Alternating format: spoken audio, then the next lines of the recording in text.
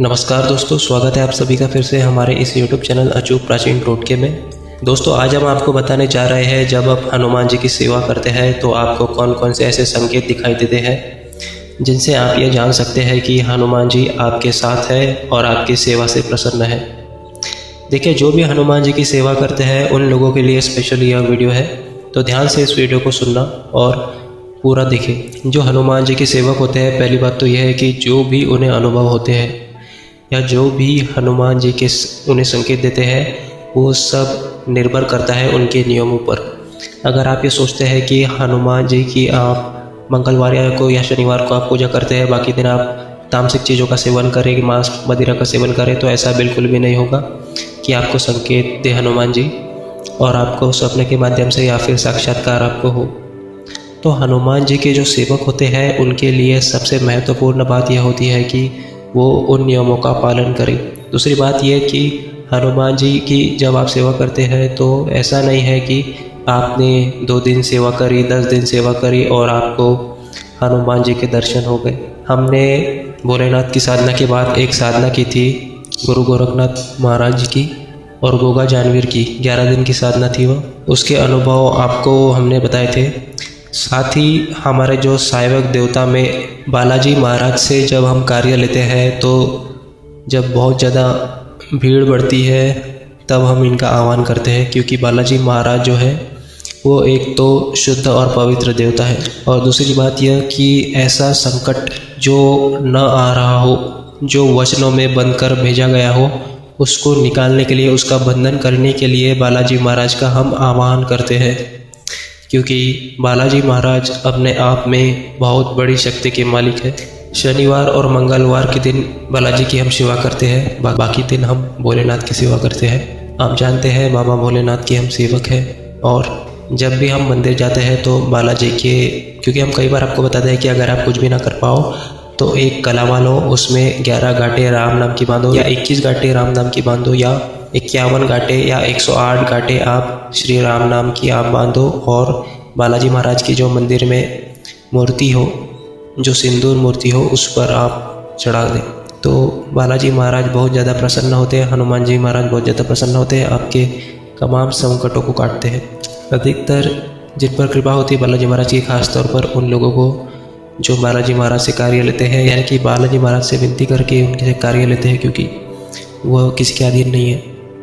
तो जो बाबा से कार्य लेते हैं अपने विनती कर कर, नाक रगड़ कर, वो लोग, उनको जो अनुभव होते हैं या फिर उनको जो स्वप्न के माध्यम से दिखाई देते हैं या उनके जो, आपको अगर अनुभव चाहिए, अगर आपको संकेत चाहिए कि हनुमान जी आपको संकेत दे, हम आपको आगे बताएंगे कि कौन कौन से संकेत आपको देखने को मिलते हैं जब हनुमान जी आपको आप पर कृपा करते हैं, प्रसन्न होते हैं, आपकी जब सेवा सही चल रही होती है। सेवा का तरीका हम आपको पता होना चाहिए कि हनुमान जी की सेवा कैसे आपको करनी है।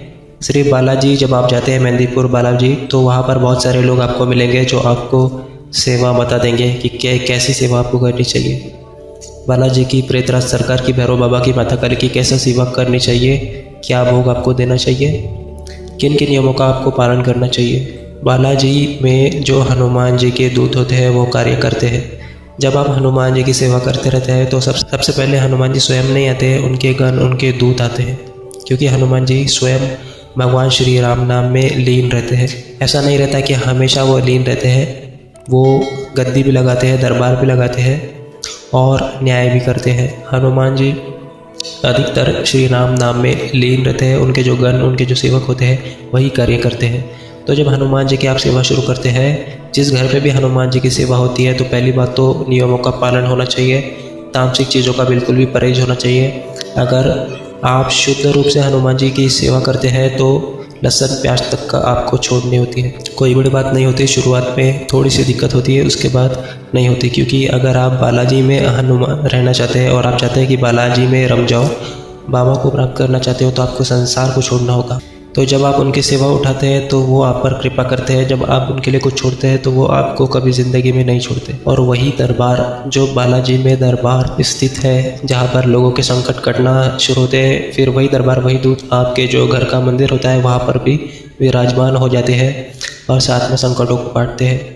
तो जिस घर में बालाजी की सेवा होती है पूर्ण नियमों के साथ, जैसे मैंने आपको बताया, अनाथों की पूजा करना, तामसिक जो चीज़ें का परहेज करना, लहसुन प्याज का परहेज करना, साथ ही सुबह शाम बालाजी महाराज की आरती करना, उन्हें भोग देना, उनके मंत्र का जाप करना।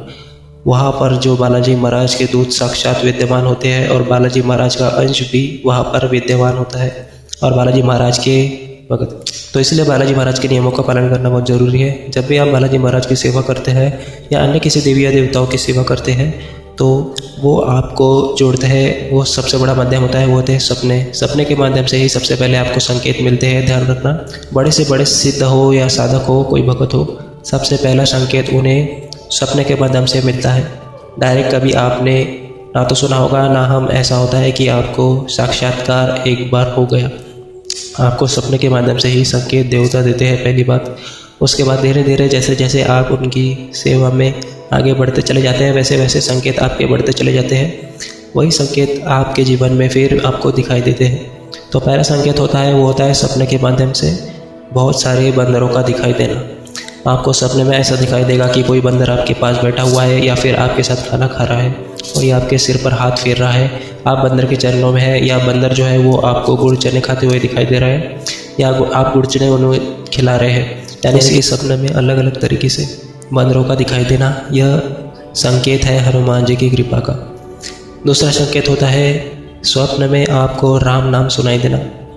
जब आप बालाजी महाराज की सेवा शुरू करते हैं तो बालाजी महाराज जब राम नाम में लीन रहते हैं तो वो राम नाम आपको भी सुनाई देता है, क्योंकि आपके अंदर उनका जो अंश ऊर्जा पुंज आता है तो सपने के माध्यम से आपको भी राम नाम सुनाई देता है। और दूसरी बात यह है कि जैसे जैसे आप बालाजी महाराज की सेवा करते हैं वैसे वैसे आपका जो ध्यान है, आपका जो प्रिय होते हैं वो श्री राम प्रिय लगने लगते हैं और साथ ही भगवान भोलेनाथ प्रिय लगने लगते हैं। जो हनुमान जी की सेवा करते हैं उनका जो झुकाव है वह श्री राम और भगवान भोलेनाथ की तरफ होता है, क्योंकि भोलेनाथ की वह अंश अवतार है और श्री राम उनके प्रिय है, तो उनकी तरफ उनका आकर्षण जो है वो बहुत ज़्यादा बढ़ जाता है।